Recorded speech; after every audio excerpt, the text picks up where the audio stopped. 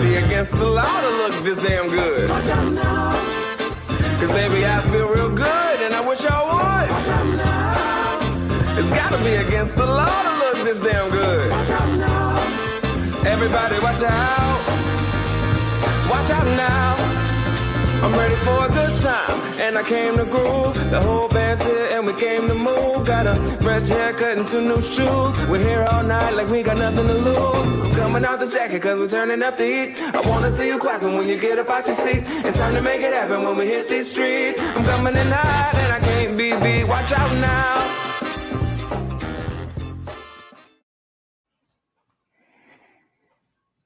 Hello, world. Welcome back to another Chuck Levin's Live. I'm Adam Levin. I got Sam Burton is here with me. Hey, Sam, how you doing? Doing great. How's it going, man? Going great. Going awesome. Great.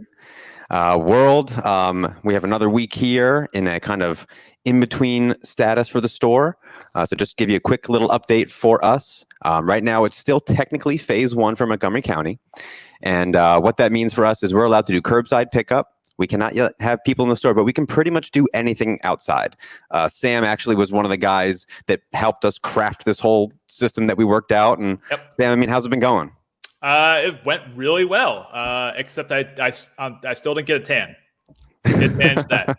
No, it was great. You can't win them all. You can't win them all. It was good seeing people come in. Everyone, thankfully, was very patient. And yeah, it was a new experience, but it was awesome. It was yeah, cool. I will say it's so good to be able to see customers in person, be able to deal with other people out there. We thank all of you so much for understanding and bearing with us through this. We certainly appreciate you wearing your masks and helping us maintain social distance and try and be as safe as we can while we still kind of tread into this and figure this out all together. So we really appreciate all of you. There was an update that came out today from Montgomery County that sounds like we will be going into phase 2. Probably sometime next week, as long as everything still kind of stays the course. So what does that mean? It does mean that we'll probably be allowed to have customers in the store to some capacity, but stay tuned to our website, chucklevins.com. Check us out on Instagram, on Facebook. That's probably where we're going to be announcing these updates and kind of what you can expect when you're coming into the store. But nevertheless, what you can certainly expect is you will be asked to wear a mask, please. We will be maintaining social distancing. We're doing temperature checks at the door, just to make sure we are safe as we possibly can be, while still making sure that people can make more music and put more music out there in the world. So stay tuned. Looks like more is coming soon, and it's exciting to be able to do that with all of you guys. So we really appreciate it. So before we jump into a really cool stream today, that Sam, you're going to really drive on this one, because I have, again, drum illiterate, no clue what's going on. So Sam's going to drive on this one today. But before we jump into it, it's actually pretty cool timing. I don't know if any of you out there have seen this month's issue of Modern Drummer. Ooh. With our boy Aaron Spears on there. Yeah. Local boy, love him. Aaron, we love you.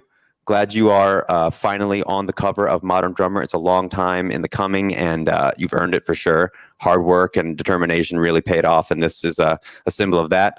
And it's also pretty on point, because Aaron is actually a Zildjian cymbal player, which is pretty cool. And if you've picked up this magazine, you might notice a little spread in here. Oh, look at that. Look at those guys. Oh, who's that? Look at that. Look at them. I think I recognize those guys in there. Really cool to be honored in this, written up in this magazine at such a cool time with these guys. So it all kind of, timing was perfect. This was meant to be. We were meant to be on this stream today. So that is super cool.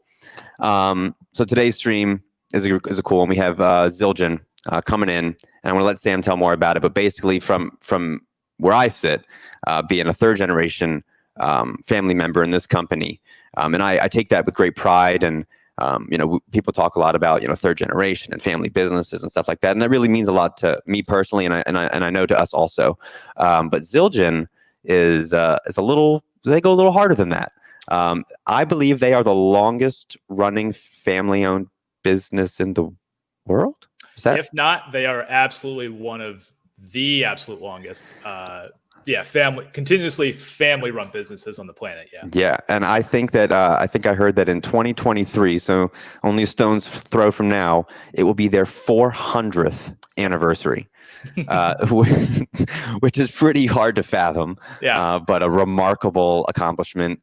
And we're, Zildjian of all the brands that we represent, Zildjian really has been with us from day one. If you look at pictures from our H Street store, or you happen to be fortunate enough to be down there, Zildjian was one of these brands that we've had literally for 62 years. There's not many that I can say that we've done that with. So it's really remarkable to be able to share our story with them and go along this journey for decades and decades. Not quite centuries yet, but hopefully we'll get there too, and we'll be like Zildjian. So really an honor to be able to work with them, alongside them. In fact, for our 60th anniversary, which was 2 years ago, they actually made this super sweet mirror signed by the team at Zildjian. So really an honor. We really appreciate the extended family atmosphere that this really does bring to everything. That's how we roll. That's what this is all about for us, is these relationships and these people. And to have this carry on for decades is an honor. So I'll quit chitter-chattering around. Sam, why don't you tell us what we got in store for us today? Cool. Yeah. So we have Zildjian with us today, and more specifically, we have Paul Francis, who is Zildjian's Director of Cymbal Innovation. And I'll let Paul tell you more about his past with Zildjian, but needless to say, he's done everything at that company. He's been with them for over 30 years, I think, at this point. He's done the lathing. He's done product development. He's talked with artists. He is the guy, when you really want to get nerdy and geeky about their cymbals. Instead of talking for him, why don't we bring him in here, let the man speak for himself, and introduce us to some of those cymbals. Hey, Paul. Hey, Sam. How are you? Thank you for having us tonight. Yeah, no, it's great. Thanks for coming. Yeah, absolutely. We want to be part of your live stream, which is great. Yeah, this is awesome. So yeah, I just gave like little snippet, but if you wouldn't mind, we want to give us kind of the Paul Francis at Zildjian story. Oh, geez. So okay. If people don't know who you are, what's okay, because you're a very special person, especially in the industry, but also at Zildjian. Yeah. Well, you're very kind. As was said a few minutes ago, I've been here for about 31 years, and I started when I was 20. And I was a very young drummer who had studied at Berkeley, and then I went to Drummers Collective when they only had a 10-week certificate program. That was the extent that you could go there. Right. And shortly after that, I wanted to be a full-time, touring drummer, famous drummer, and I had moved back home, living with my parents and auditioning and trying to get a full-time playing gig, but I was sleeping all day, and my parents frowned upon that. They loved the drumming part and that I was practicing all day and playing sometime, but I wasn't playing as much as they thought. So they said, you have to get a day job. Right. And I had some friends that had worked here right out of high school.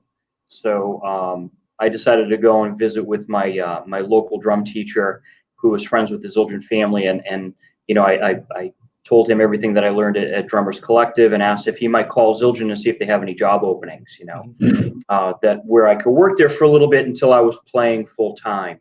So he called up Craigie Zildjian, who was working, I think she was the human resource manager. This was back in 1988. Wow. And she said, well, we don't have any cymbal tester positions, but have them come down. We have some factory positions. So I came down and I interviewed with the factory manager, and lo and behold, he was a drummer as well, and he had studied with my drum teacher some years prior. And I'm like, great, I'm going to start working here tomorrow. And at the end of a 45-minute interview, he says, I'm not going to hire you. And I said, why not? And he says, drummers don't get up in the morning. You won't be here. The hours then in the factory were from 6 to 2:30. Oh, and if you played at night, and get home at 2 or 3 in the morning, you weren't going to show up for a job at 6 a.m. So I assured him that I would, and he thought about it. And then, about a week or so later, I started. And my first day at the factory, I literally was handed a pair of safety glasses, a broom, and a pair of gloves, and they told me to sweep the floor. So I swept the floor in the factory most of the first day, and in the afternoon, I hung Christmas decorations up in the front office with one of the guys that knows the Zildjian secret from the melt room. And then after that, I learned how to lathe, and I lathed cymbals for 7 years. And within those 7 years, I did some cymbal testing as well under the head cymbal tester, Leon Chiappini, who's still with us. Oh, cool. He's going to be 81 years old this year. He started at Zildjian in 1961. Wow. So he's still around. So he's the master cymbal tester, and his ears are on point still, even for being in his 80s. Wow. Yeah. So around 1995, some things were changing with the company. We had a new vice president of manufacturing. He brought in a person to run quality and R&D. So I bid for a job in the R&D department, and I got to do this job. I won the job and started working in R&D. Oh, sorry, I got to move because the lights will go out. We have motion sensors here. Okay. That wouldn't happen. It was Murphy's Law. So my first project was the Azuka line with Alex Acuna back in 1995. And then slowly, got into making a lot more cymbal lines. And I'm sure we'll talk about that. And some of those came along the way. So that in a nutshell, that's how I got to Zildjian.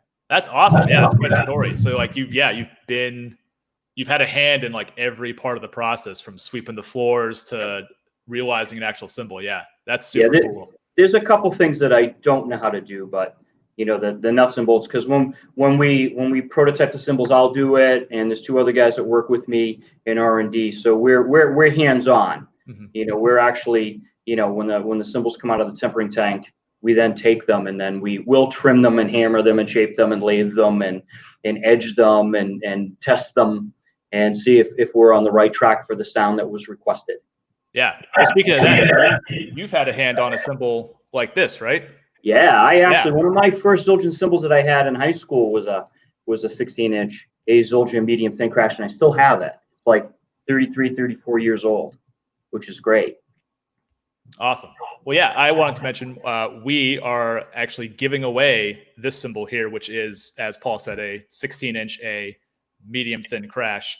So you guys in the chat, you guys watching, tag one of your drummer friends, get them in here, and you're gonna have a chance to win literally this one right here. And of course, I'm gonna sterilize it after I've now touched it. But yeah, you won't be disappointed. Yeah, tag your friends. Get them in here, and we'll pick a winner here towards the end of the stream and send this one your way.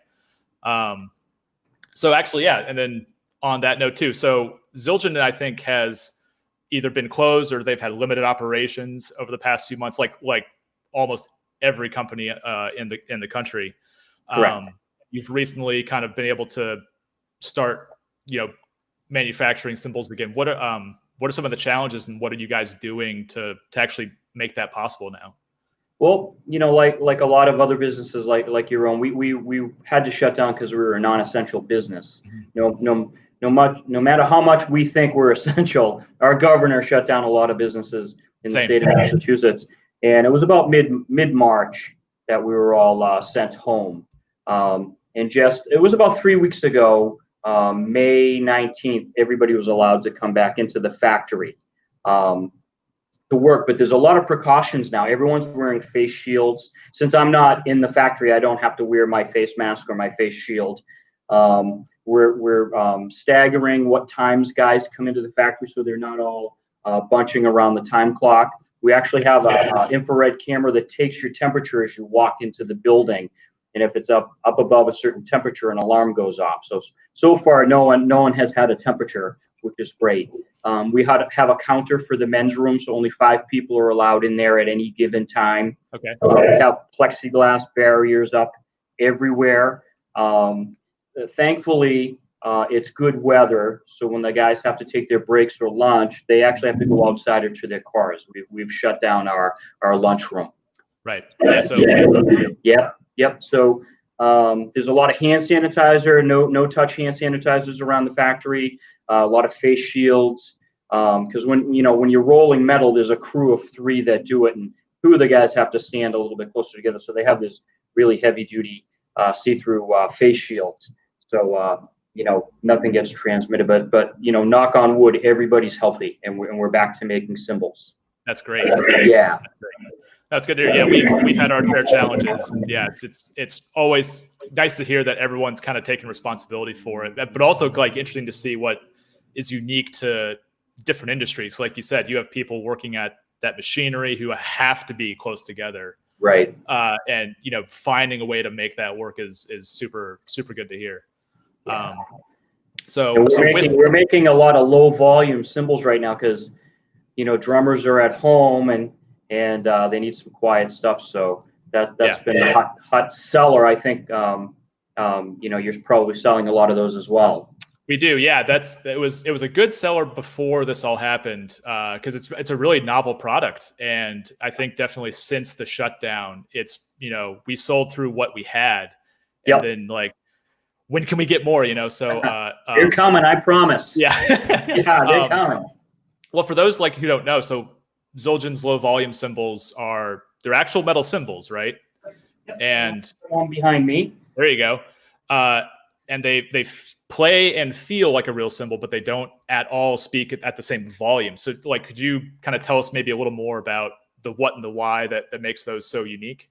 Sure. So originally where the low volume came from was from a product called Gen 16, which was an electric acoustic cymbal.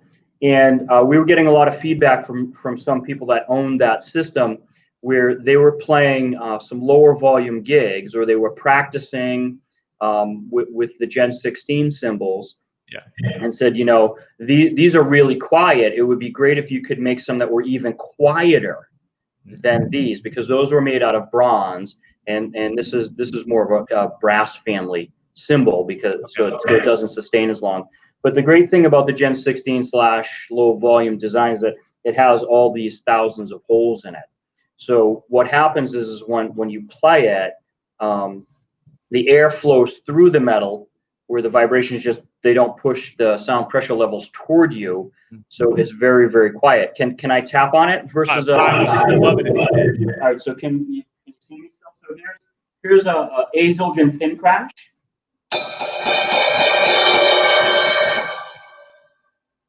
And here's a low volume. So for all intents and purposes, they're the same weight. Yeah, it's like a whisper.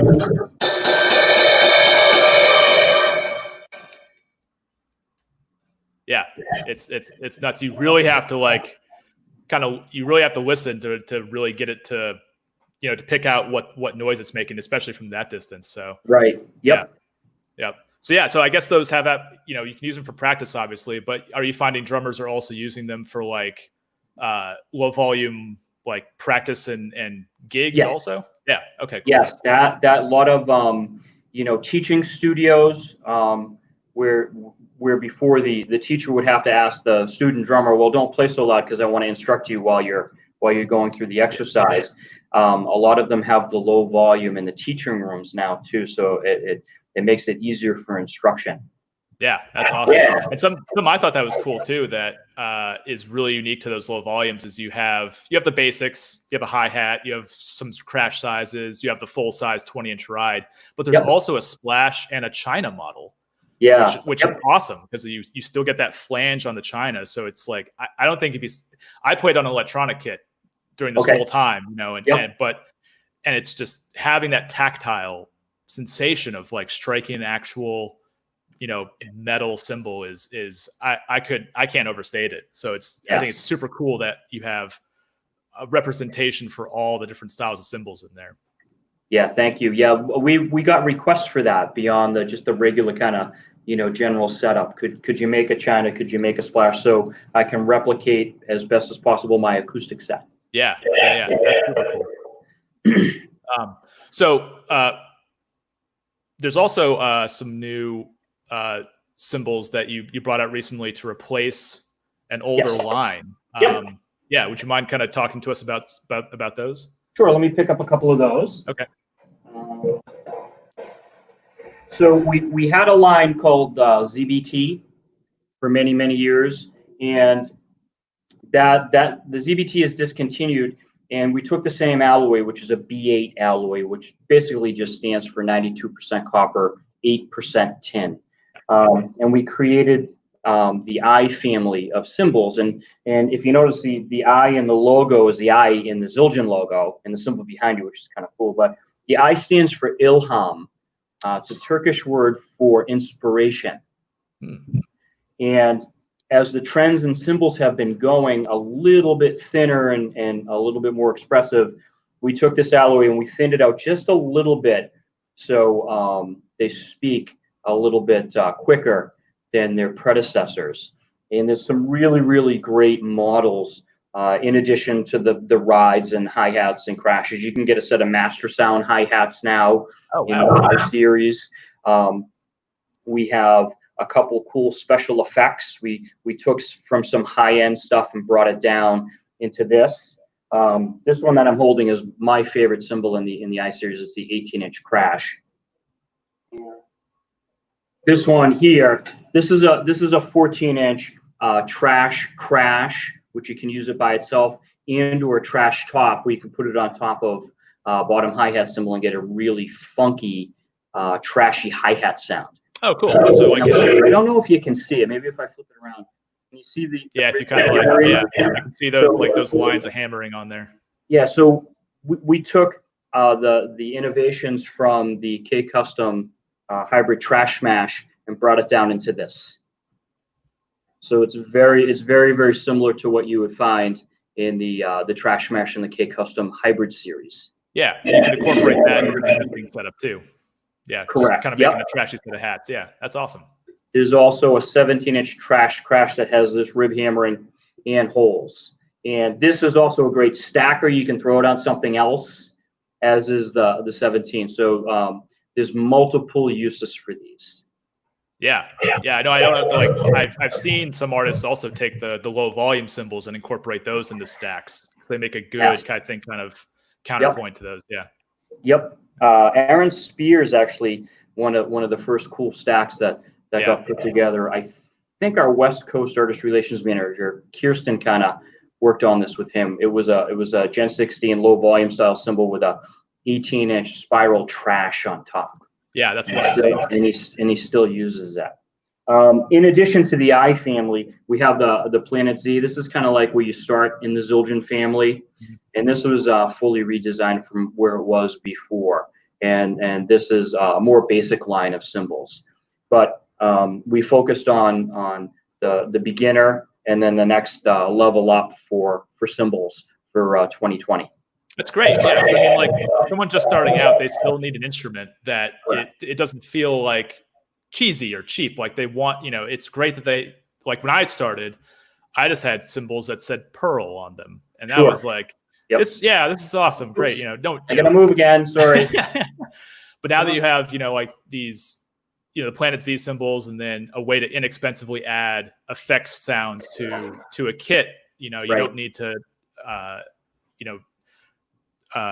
save up like just an astronomical amount of money to get something modern, something that you feel is relevant. That's super cool that there's now options in the I-Series that maybe weren't available in the ZBT that came before it. Yeah. And just so all the viewers know, all the Zildjian cymbals are made here in Norwell. So we make all of the cymbals here. Nothing is made in another factory. So you get the Zildjian innovation and technology like you would in the high-end K Constantinople. Yeah. So from the beginner all the way down, all the way up, I should say, to K Constantinople, everything's done here. Yeah, including this A 16-inch medium thin crash that we're going to be giving away.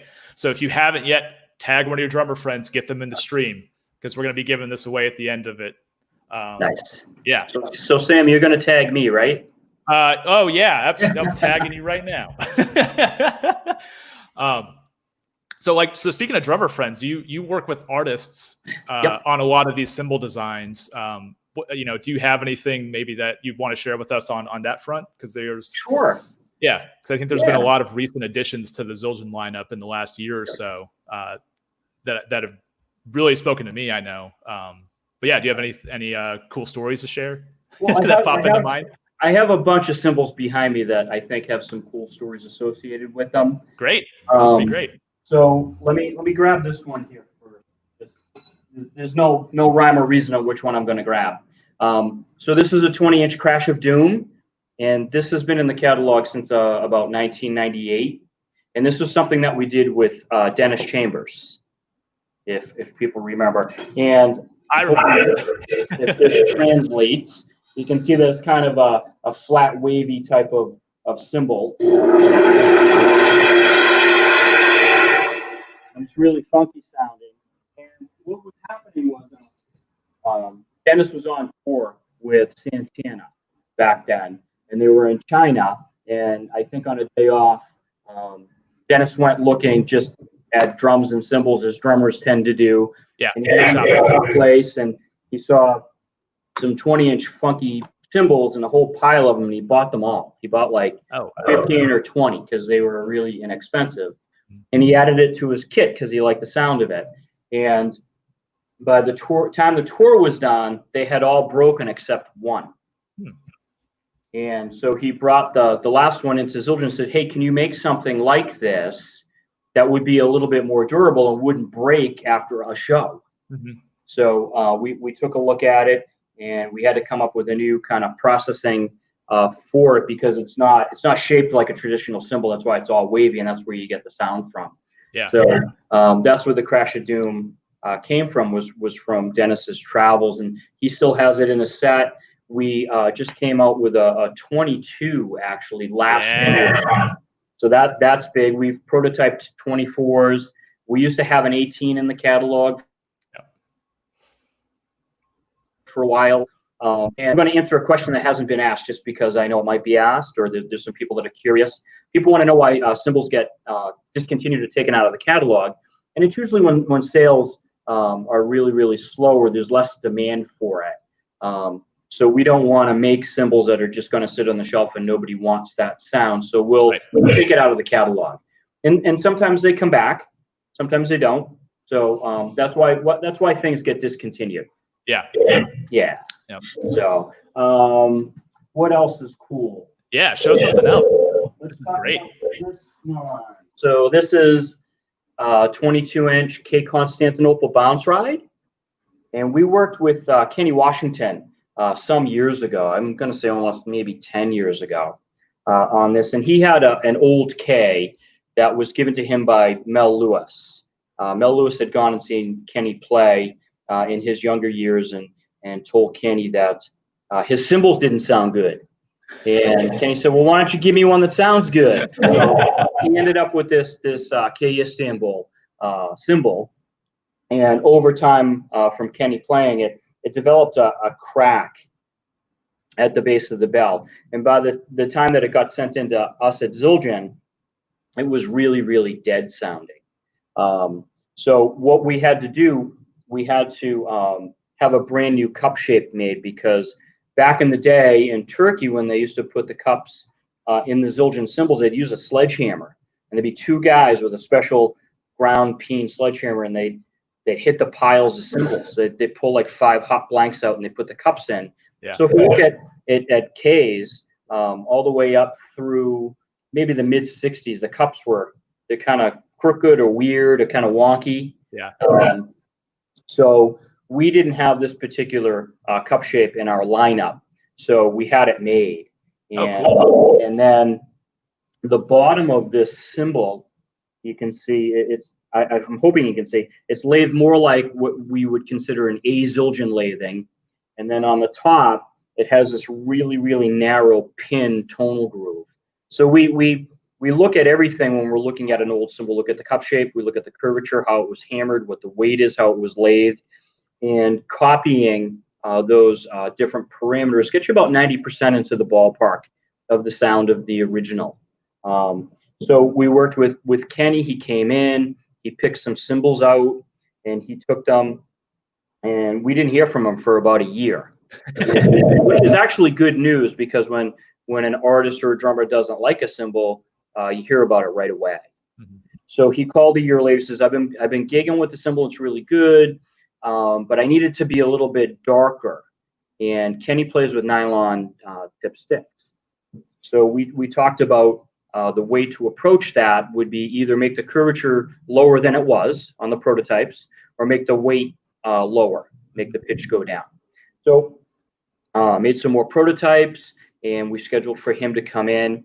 And I had some extras laying around, and I decided to do this thing, what we call cluster hammering, and we started to apply that to orchestral cymbals for a different project years prior. Right. So I just thought for fun that I would cluster hammer a couple of these bounce prototypes, but I really wasn't planning on showing them to Kenny, because I wanted him to look at what he wanted done from our phone call. So he came in, we go to the drummer's lounge, and I got called into the factory to help one of the craftsmen out there, and I said, I'll be back in 2 minutes.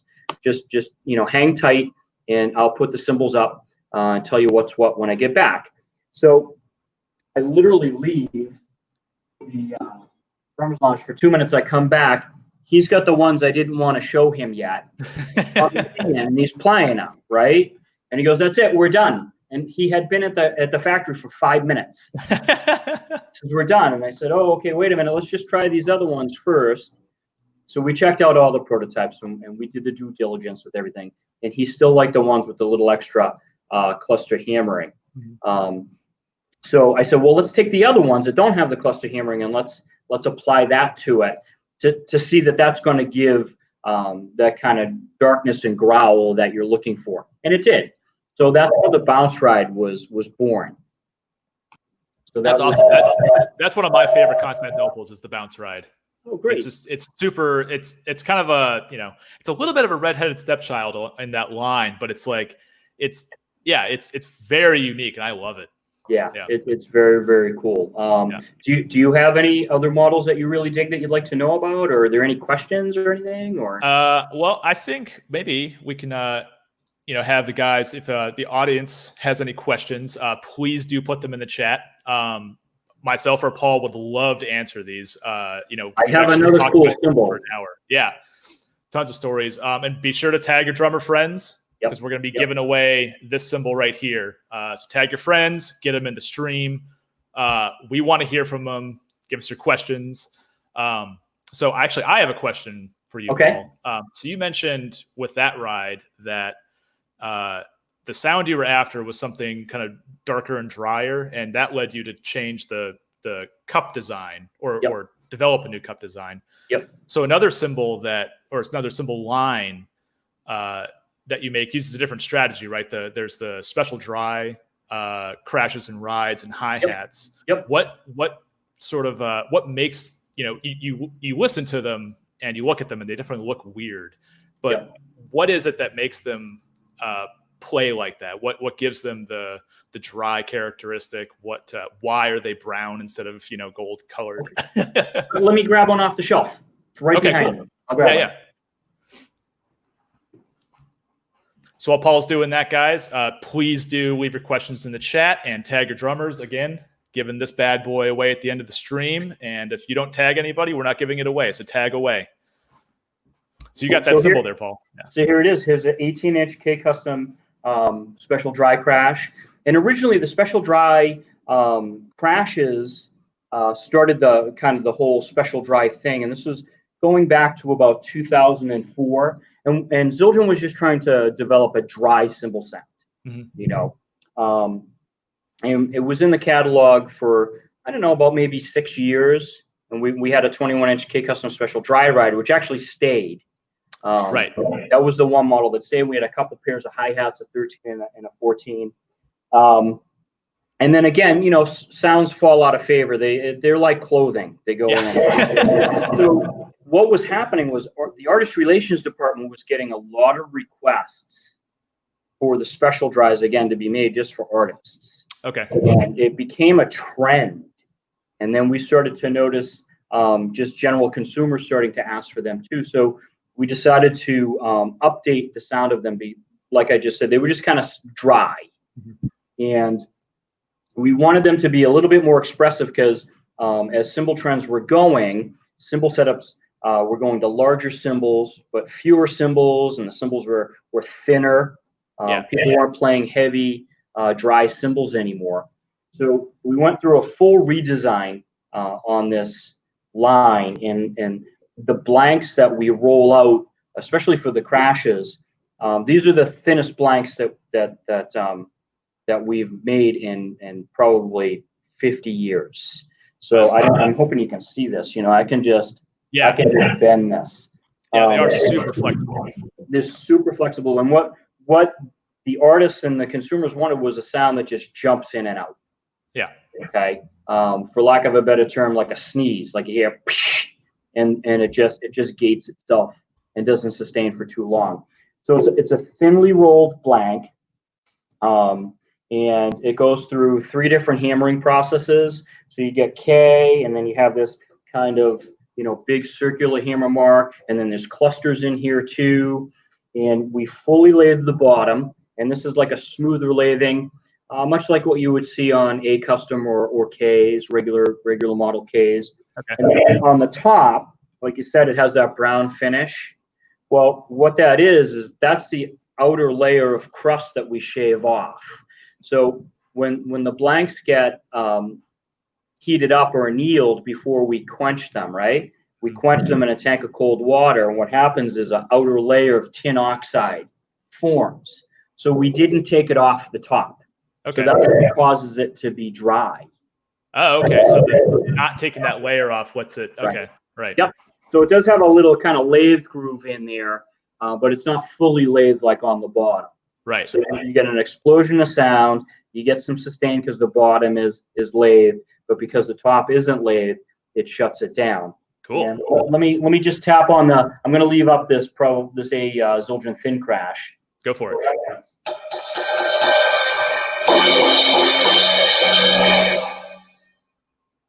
And then you have the special drum.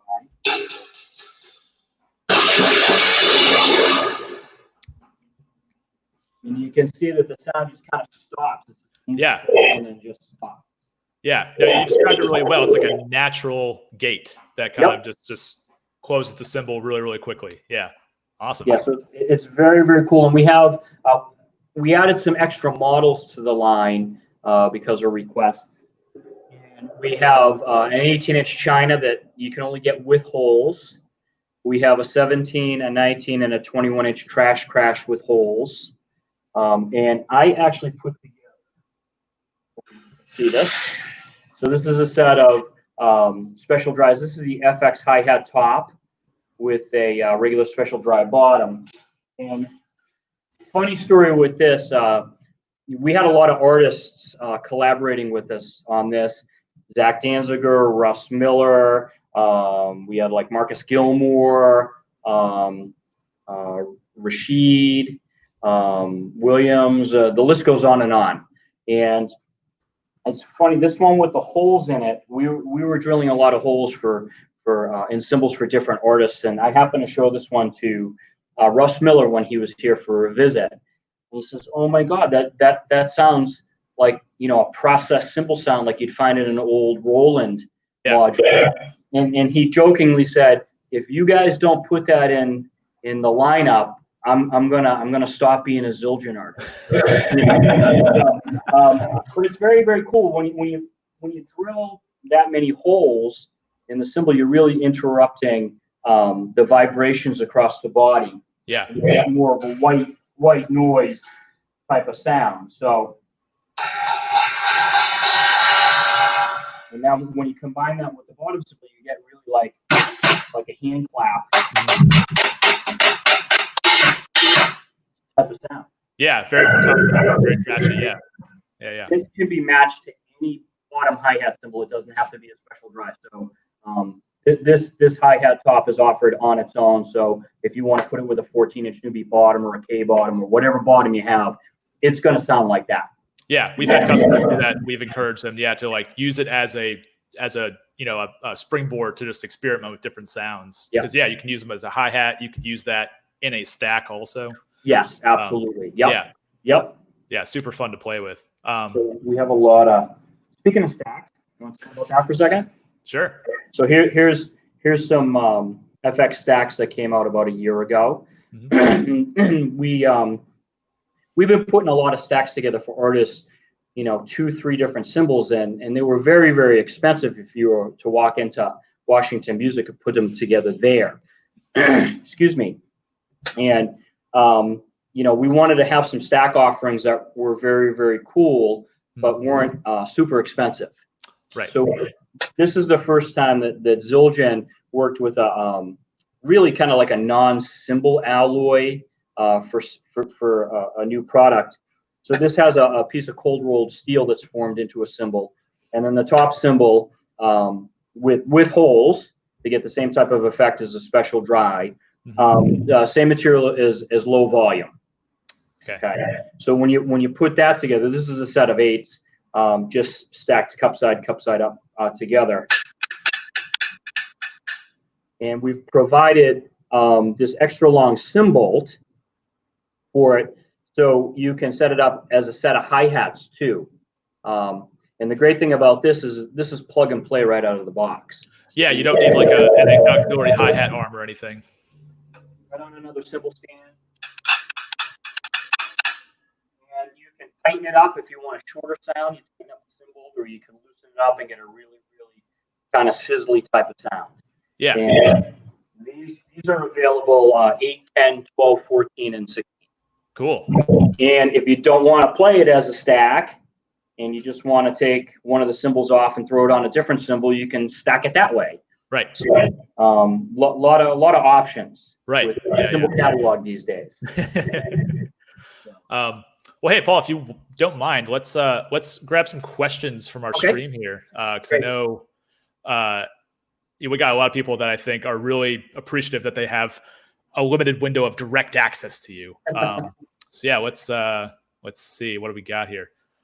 So Van Sean wants to know if Zildjian will ever bring back the remix Crash or the Oriental Trash Crash. Wow, you're going way, way back. Remix Crashes were around 1998, 1999. Yeah. Again, another project with Zach Danziger. He's a very, very forward-thinking type of drummer, and if you're not familiar with what he's doing now, I highly recommend. Yeah, he's doing all kinds of different programming and triggering with videos and stuff in real time. So I would check that out. Yeah, the Oriental Trash Crash, that was only in the catalog for a very, very short time. So it had the square bell like an Oriental, but it kind of had a straight kind of, I won't say curvature, but it was very, very linear shape. Yeah. And it was again, a very funky kind of linear type of crash sound. And again, sometimes, people like things and they buy it, and then, the people that like that sound, they have it. Yeah. So it didn't, at the time, it didn't speak to a wider audience. But that is one that we've been talking about. We have an artist named Kaz Rodriguez, and his first cymbal was one of those cymbals. Oh yeah. Since he doesn't have that one anymore, I don't think, but we've made some more. So, again, some things that are old are new again. So I won't say that you'll never see them again. So there might be a chance. The Oriental Trash Crash might have a better chance than the remix. So I won't say no. I won't say that we won't come back out with it again, because I just don't know what the future brings. Yeah, it's possible to predict it. Yeah, nobody's gonna know when the next stark transition is gonna happen. Right. Yep. So I got another question here for you, Paul. Timmy wants to know if you could maybe talk about the 25th anniversary 23-inch. I think that was the A Custom. Yep. Anniversary cymbal. What's it about? What is it? And why was it made? Well, again, cymbal setups were going smaller, but bigger cymbals. So less cymbals, bigger cymbals. And everything was a ride, everything was a crash. And we had already had the 20th anniversary, which was a 21-inch cymbal that did this. Yeah. And we were getting into 23s, 24s. So the anniversary came up, and we said, well, what can we add? What can we do that we haven't done? Because the A Custom really started as thin crash cymbals, a couple rides, a set of hi-hats. I remember when there was no A Custom. That's how long I've been. I remember watching Armin Zildjian work with Vinny Colaiuta, developing the A Custom. So we kind of filled the whole model line up in the A Custom. So there was not a lot of room left to maneuver. So we decided to do a 23-inch limit. It was a limited edition. Yeah. And we made so many, and it came with a special box and a certificate. And if you do own one, Craigie Zildjian signed it in the bell, reminiscent of her grandfather, Avidus III, signing cymbals way back in the day. Yeah. But it was just a really nice, pretty, kind of medium thin cymbal that had a really pretty stick sound, nice clean bell, but you could get that really great washy ride sound on. And it really, really beautiful cymbal. I have one. That's how much I liked it. Yeah. So. Now, do you actually play it, or do you keep it in the display? No, I play it. Cymbals want to be played. Yeah. That's Yep. awesome. Yep. So I got another question. This is great.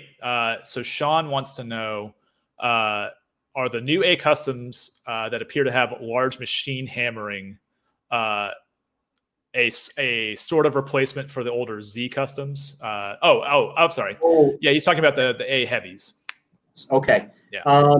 So again, back to the trends and cymbal sounds. Mhm. So we had, in the beginning, we had Zs, and then Z customs, and then Z3s.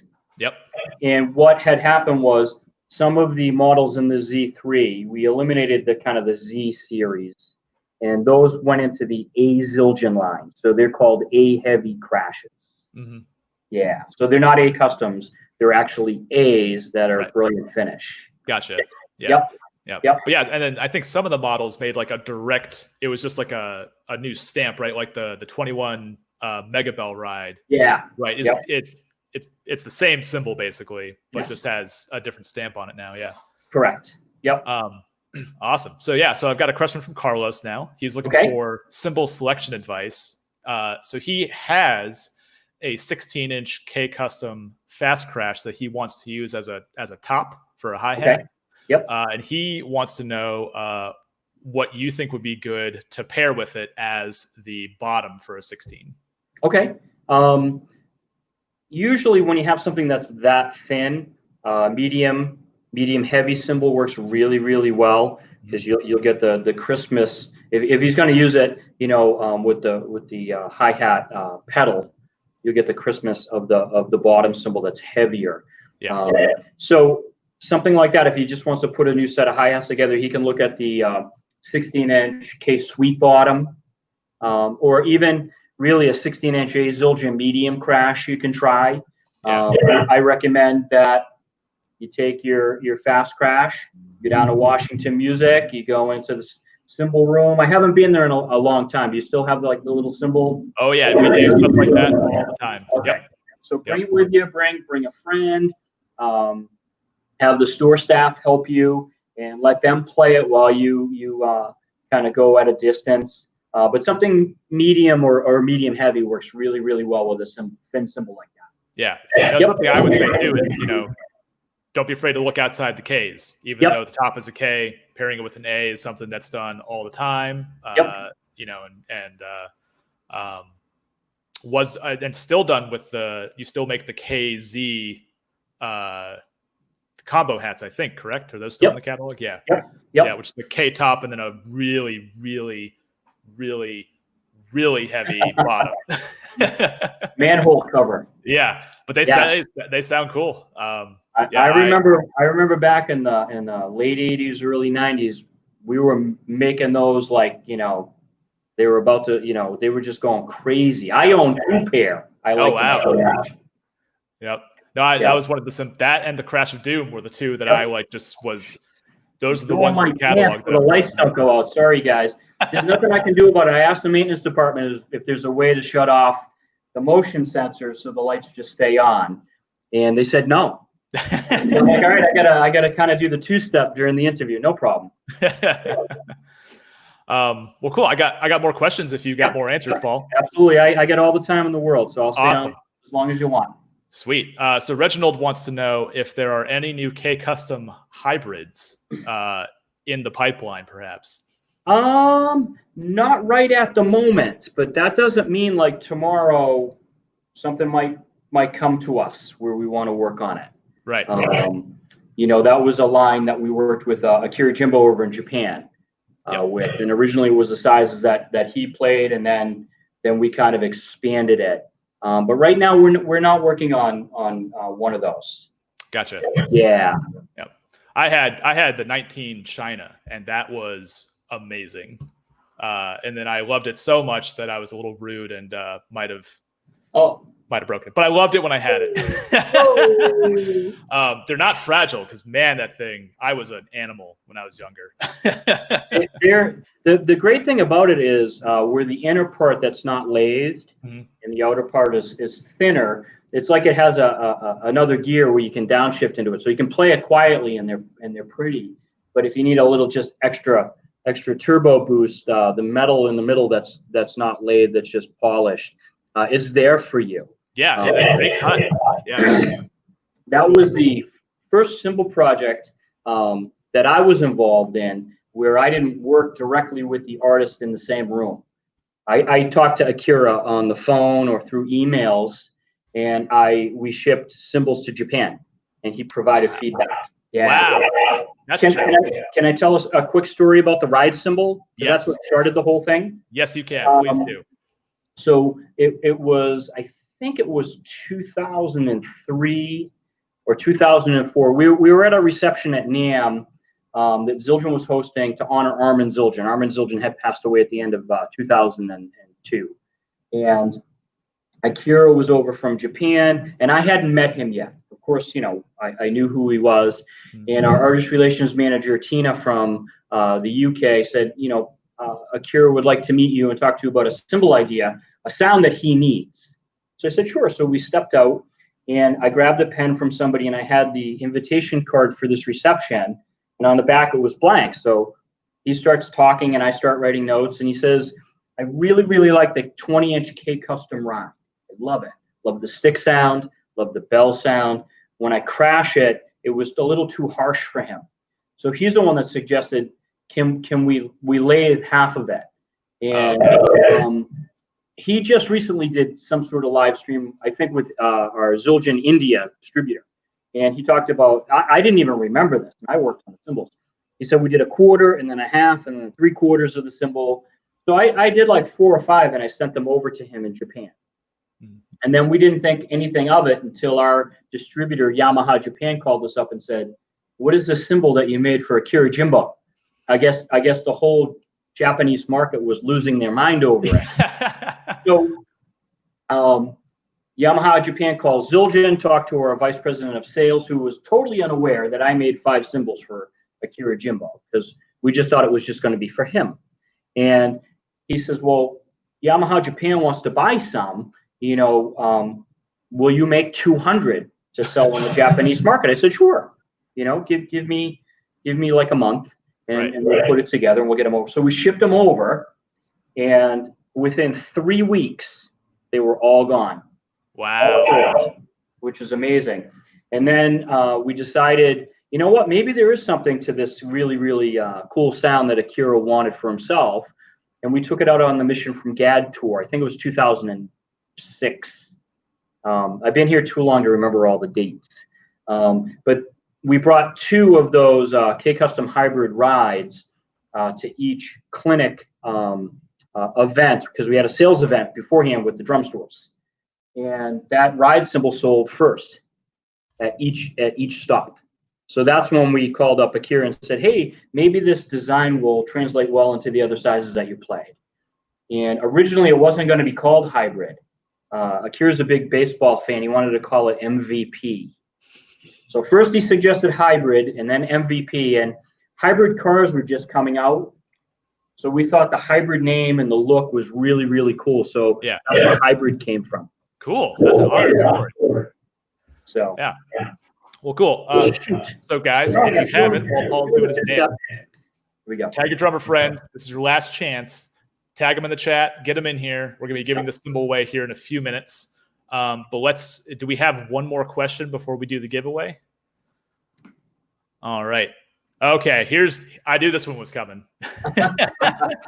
So Stan wants to know, since Zildjian discontinued the 18 Crash of Doom, are you able to prototype it at all? Or I think what he's getting at is, are we able to like custom order cymbals that have maybe been in production but are now discontinued?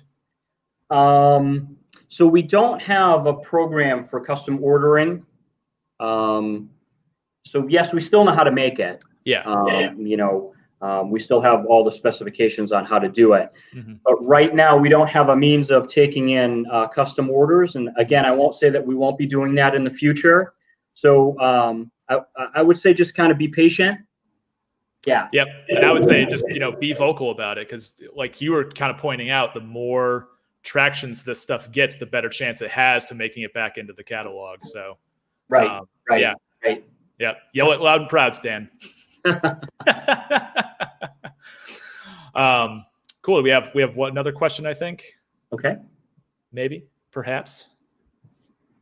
I know they're out there.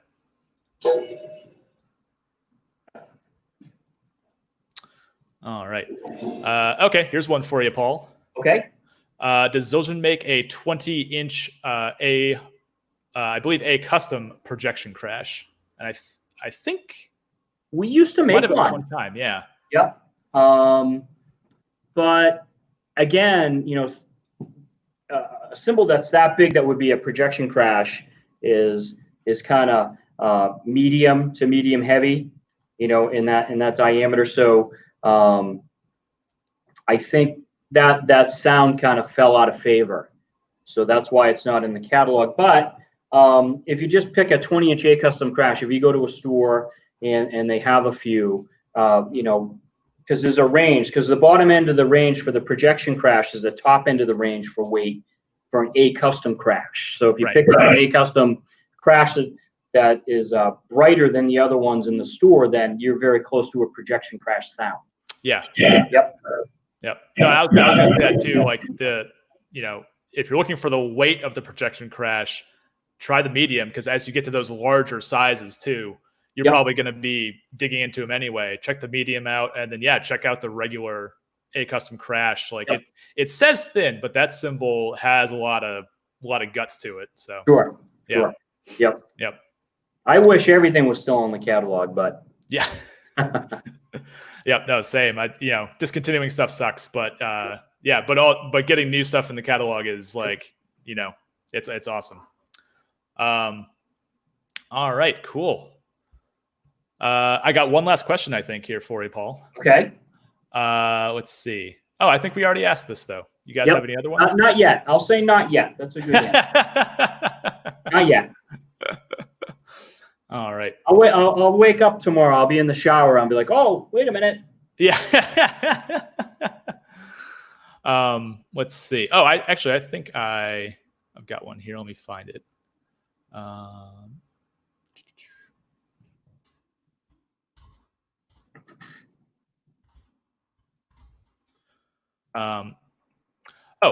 So here there was a general question about dating a Zildjian cymbal, and I know that there is in modern history, it's actually pretty straightforward. There's actually a serial number laser etched into them.